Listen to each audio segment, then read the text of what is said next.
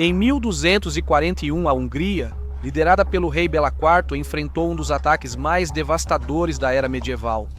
O ataque foi orquestrado pelo gênio militar mongol Subatai, assim como por Batu, neto de Gengis Khan e futuro fundador da Horda de Ouro.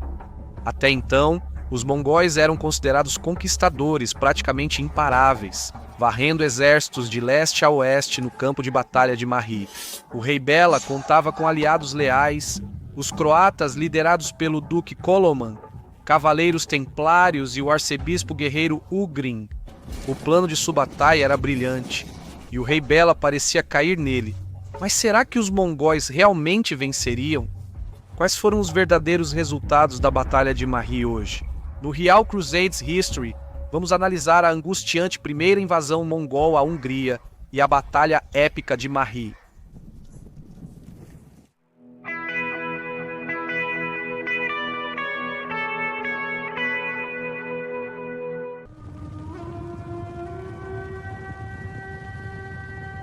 A força de invasão mongol. Sob a liderança do general Subatai e do neto mais velho de Gengis Khan, Batu, atacaram e incendiaram Moscou em 1238 e depois a cidade de Vladimir. Aqui, mataram toda a população. A família do grão-duque se refugiou na catedral, mas os mongóis a queimaram sobre suas cabeças. Um mês depois, o grão-duque os enfrentou em batalha no rio Sita, perto de Yaroslav, onde foi derrotado e morto. O terror dos mongóis agora se espalhava para o oeste. Em 1239, o príncipe dos cumanos pediu ao rei Bela IV da Hungria permissão para se estabelecer com seu povo no reino da Hungria. Bela concordou, e os cumanos, ao chegarem à Hungria, converteram-se ao cristianismo latino. Os mongóis, que vinham perseguindo os cumanos, consideraram isso uma provocação. Eles enviaram uma mensagem ao rei Bela dizendo que agora o consideravam um inimigo e um alvo legítimo para subjugação. Em 1240, os mongóis tomaram e saquearam Kiev. Até mesmo os túmulos dos santos foram violados. Os mongóis agora estavam a uma distância de ataque da Hungria. Eles preferiam fazer campanhas no inverno, quando os rios e pântanos estavam congelados. Os cavaleiros mongóis se destacavam no inverno, enquanto seus adversários sofriam com o frio. O comandante mongol mais importante desse período, o general Subotai, é lembrado hoje como uma das maiores mentes militares da história. Foi ele quem foi o principal estrategista militar de Gengis Khan, agora Subotai, no inverno de 1241, para a invasão da Hungria. Os mongóis invadiram a Polônia e, em 13 de fevereiro, capturaram Sandomierz. Eles separaram seu exército em grupos menores. Batu designou parte do exército para seu irmão, Orda, e para Baidar, filho do falecido Chagatai Khan. Em 9 de abril, na Batalha de Legnice, Orda e Baidar derrotaram um exército polonês e morávio. Enquanto Baidar e Orda iam pela Polônia, Batu e Subatai seguiam para a Hungria. As duas forças mongóis demonstraram uma coordenação notável. A rapidez dos mensageiros mongóis permitiu que Batu e Subatai soubessem quando Baidar e Orda venceram os poloneses. Um dia após a vitória mongol em Legnica, o flanco sul foi protegido por um destacamento que devastou Hermannstad, a 800 quilômetros, e derrotou o exército da Transilvânia. Batu e Subatai já vinham assediando as forças do rei Bela em Peste. Recuaram, permitindo ao rei húngaro persegui-los. Então, no campo em Marri, a sudoeste do rio Chaio, pouco antes de se juntar ao rio Tisa, Batu e Subatai pararam e se prepararam para enfrentar os húngaros em batalha.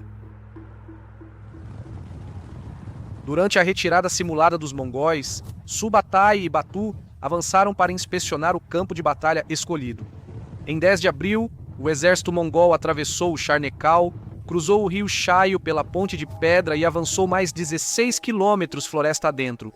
Escondendo sua posição, as colinas e vinhedos de Tokaj estavam à frente, com o rio Tisa ao lado. Naquela noite, o exército do rei Bela IV chegou ao Charnecau de Morri. O rei enviou batedores húngaros a cavalo para inspecionar a terra à frente. Eles cruzaram a ponte, foram à floresta, não acharam nada e voltaram para guardar a ponte. Enquanto o exército húngaro montava acampamento como barreira defensiva no Charnecal, Bela e seus homens o cercaram com centenas de carroças presas por correntes e cordas. Essa era uma tática já testada contra exércitos nômades. No entanto, o exército de Batu não era um exército nômade tradicional, mas havia trazido consigo equipamentos de cerco avançados. Ao pôr do sol, Batu levou seu estado-maior ao topo da colina para observar a posição do exército húngaro. O inimigo estava encurralado. À direita dos húngaros ficavam os pântanos do rio Tisa, à frente o rio Chio, e à esquerda e atrás colinas e florestas. Batu implorou aos seus comandantes que os húngaros deveriam ser mantidos no campo a qualquer custo. Após anoitecer, Subotai avançou com cerca de 30.000 cavaleiros pelas colinas até o rio Chaio inundado, do outro lado do campo. Dessa posição, ele poderia avançar rapidamente e atacar os húngaros por trás, enquanto Batu os enfrentava pela frente. Para se preparar, Subotai ordenou que seus homens construíssem uma ponte de madeira ao sul. Surpreendentemente, os batedores do rei Bela não detectaram nada disso. De acordo com James Chambers, os batedores de Bela já haviam provado ser ineptos em várias ocasiões. Ao amanhecer, Batu atacou a ponte de pedra. Os defensores húngaros mantiveram a margem oeste até que mais tropas chegassem do acampamento. As densas fileiras dos húngaros pareciam capazes de segurar a ponte contra a cavalaria de Batu, mas ele já havia se preparado para isso. Ele trouxe 7 catapultas e começou a bombardear os húngaros que seguravam a ponte, conforme registrado por um cronista. Ao som de um barulho ensurdecedor e flashes de fogo, o bombardeio de Batu começou a fazer os húngaros recuarem. Fontes da época relatam catapultas lançando bolas de fogo, e historiadores sugerem que os mongóis podem ter usado pólvora nessa batalha. Se for assim, não surpreende a eficácia das máquinas de Batu. Protegidos por esse bombardeio, os cavaleiros mongóis agora atravessaram a ponte de pedra. Nesse momento, a cavalaria de Batu agora enfrentava todo o exército húngaro. O campo de batalha limitava a capacidade de manobra dos mongóis, que tantas vezes tinha sido sua arma mais mortal. Os mongóis avançaram lentamente ao centro do campo, contendo a cavalaria húngara com rajadas de flechas.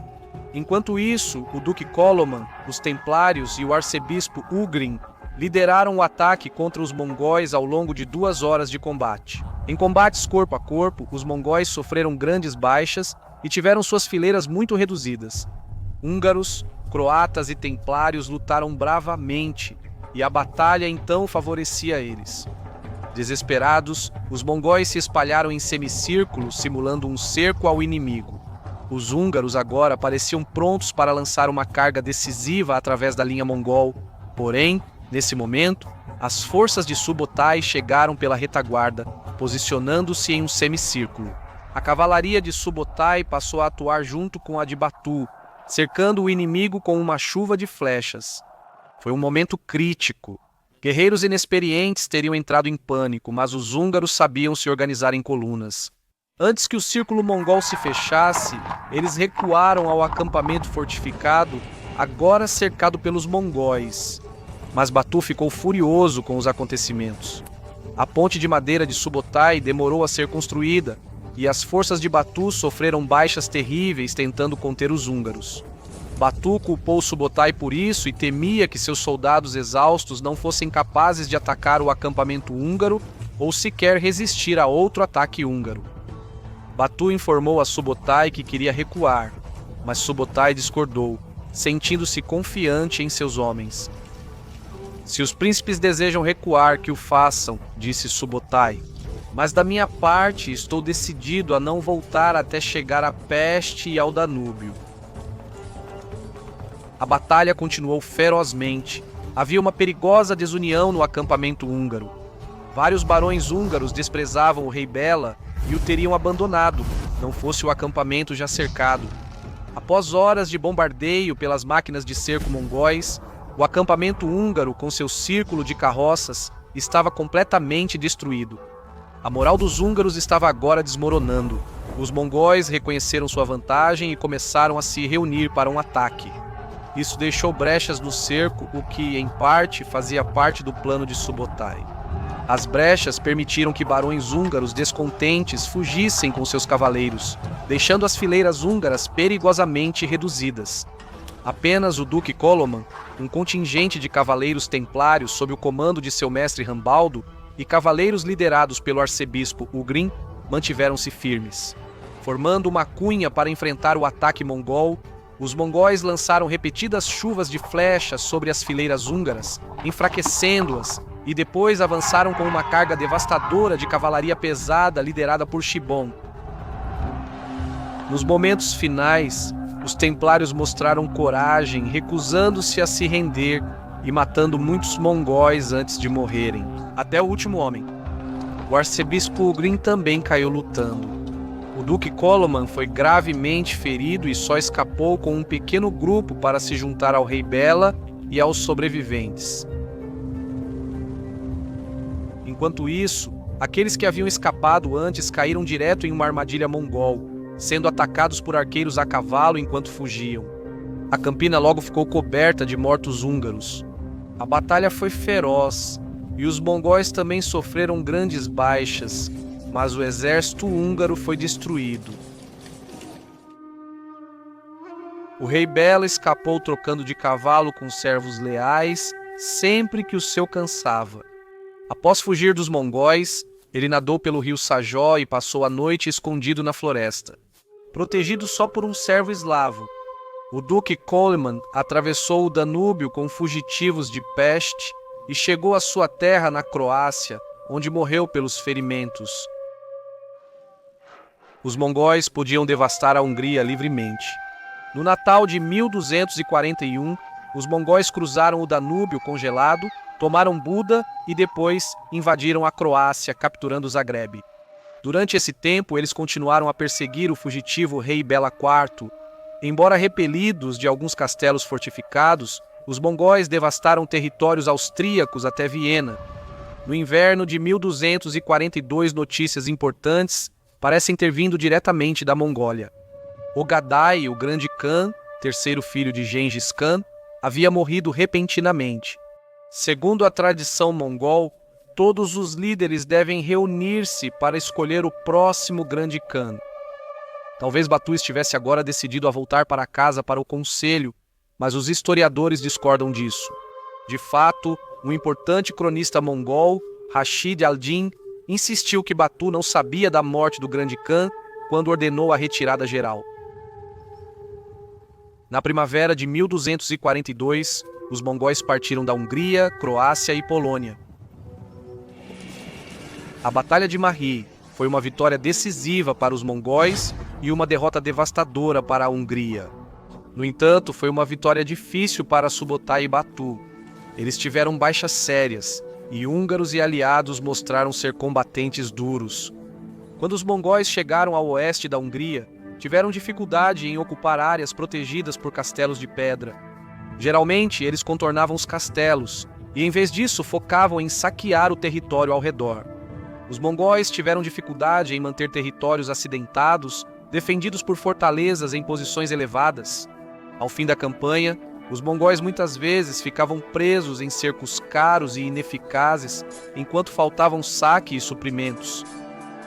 Além disso, mesmo após as grandes vitórias dos mongóis nos campos de batalha, os habitantes locais passaram a realizar ataques de guerrilha contra os ocupantes. Subotai puniu esses ataques de guerrilha com uma crueldade brutal. Foi mais um exemplo da tenacidade dos húngaros, poloneses e croatas.